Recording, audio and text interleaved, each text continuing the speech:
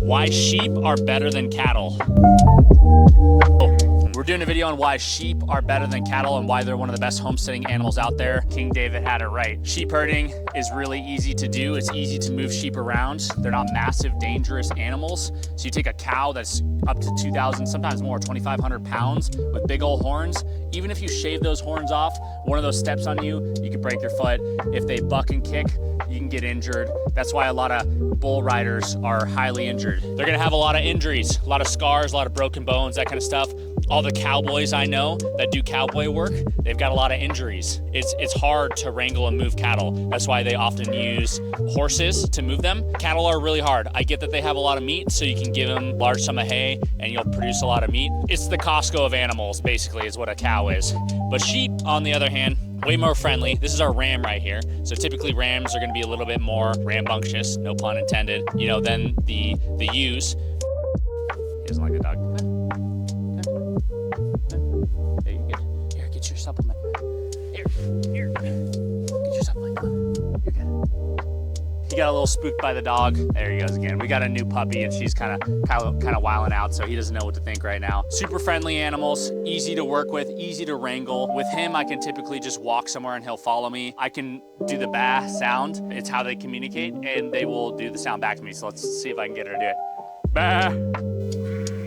Boom. See, there you go. First try. They communicate with us, right? Another thing is they've got the wool that they have. Not all sheep are gonna be the best for wool. A lot of sheep are gonna have phenomenal wool. So you can see she really needs to be shorn. He needs to be shorn. He's a little bit up there. You get wool from them, which is a highly beneficial thing. It's natural. We wear a lot of polyester and other artificial acrylic type clothes. That's not the best thing for us. We could be wearing wool. On top of that too, we live here in a cold climate. If you've ever worn pure wool clothes versus wearing something that's partially cotton, partially something else, you'll notice you're a lot warmer with less wool than you are with like polyester or even some of those artificial clothing types that are meant to warm you. I'm forgetting some of the names right now, but wool is designed, it's cold tested. So these guys live in the cold. Their body has to produce fiber or wool that's gonna keep them warm in the winter. Therefore, if you wear their wool, you are going to be warmer than wearing a clothes made in a factory, right? It's just not the same. They're awesome for wool. They can provide meat in a pinch. We don't butcher our animals here, and so, we're just trying to raise our flocks. To them, we don't look at them as meat, but they can be used as meat in an apocalyptic type situation. Having a couple sheep, one sheep can feed a family for a little bit there. The butchering process is gonna be easier. If you're gonna butcher a cow, you gotta hang it up. You gotta make a fridge or freezer, you gotta keep the meat cold. It's a lot of meat, it's a lot to process. Unless you have the right tools and you know what you're doing, sheep are gonna be easier for that process. On top of that, their diet is super easy. I mentioned the grass hay, the other types of hay. They'll eat a lot of stuff. They eat shrubs, they eat spiky shrubs. If I let them out in the woods, they'll start eating pine. They eat a lot of stuff. They're gonna devour a lot of things kind of like goats. They're not as rambunctious as goats with the diet. Diet-wise, they're super easy. Easy animals to take care of. They don't need as much land. Easier to process. If you're gonna be doing the butchering thing, a lot easier to process. Safer for kids. If you got kids, they're gonna be easy to take care of. You can also shear these animals yourself. I've shorn these guys. I've shorn alpacas. The sheep are a little bit easier because their body shape is it's simpler. It's basically like a cylinder, essentially, is what it is. So a lot easier to take care of. So yeah, overall, in my opinion, I think sheep are a far better creature for homesteading than cattle. That's my personal opinion. They're easier raised, they're smaller, easier to handle, they eat less food, and they're also gonna eat a lot of other varieties of food. So you can feed them compost and things like that. They'll be happy critters. Go get yourself some sheep.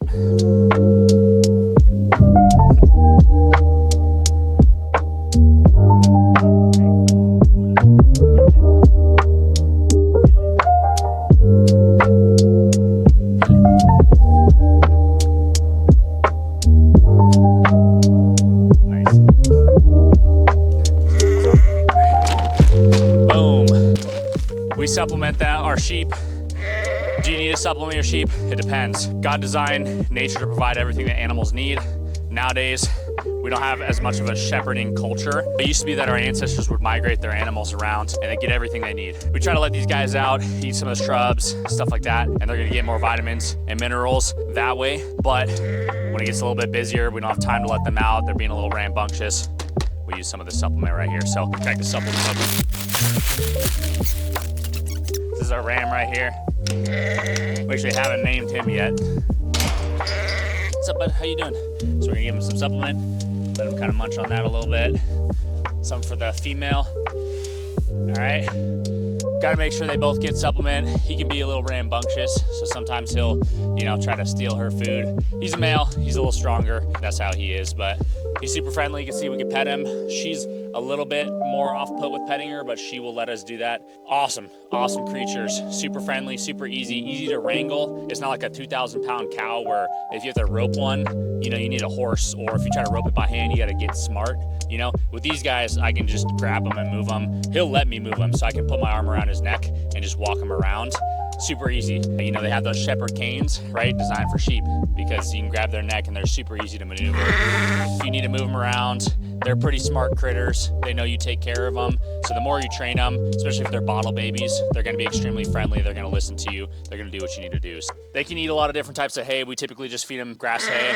You can do alfalfa hay, oat hay, you know, you name it. There's Timothy hay is another great one. Typically we stick to just the grass hay. Alfalfa nowadays is about, I think it's like 33% protein. Don't quote me on that. Whereas in the past, it used to be like 18 or 12% protein. Alfalfa now versus like 20, 30, 40 years ago is not the same. It's much higher in protein. I think they do that because big animals like horses and cows, they need more protein, especially if they kind of lighten up. A horse can drop in weight like that. Over a week, a horse can go from being fat and plump to being super skinny. Like if you take it on a road trip or something like that. I think they've bred these new types of alfalfa to essentially fatten up horses and cows, you know, if they get too lean.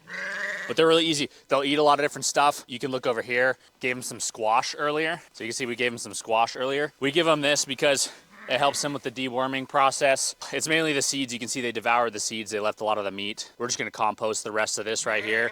We try to keep it as natural as possible. Charcoal is another great dewormer. So if you don't wanna give them the ivermectin, we still do the different types of, you know, dewormers that are out there. Naturally, they find ways to deworm. You'll notice, and I've got a video, I dropped some coal in here and also in the cow pen. Immediately when I dropped it in there, this guy right here, the ram, he started coming up and chewing on the coal. He literally ate some charcoal. Our cow did the same thing, came up and started licking the charcoal. So they know, they're designed to know how to deworm themselves, and charcoal from fires, it's the easiest way to deworm. So yeah, go get yourself some sheep.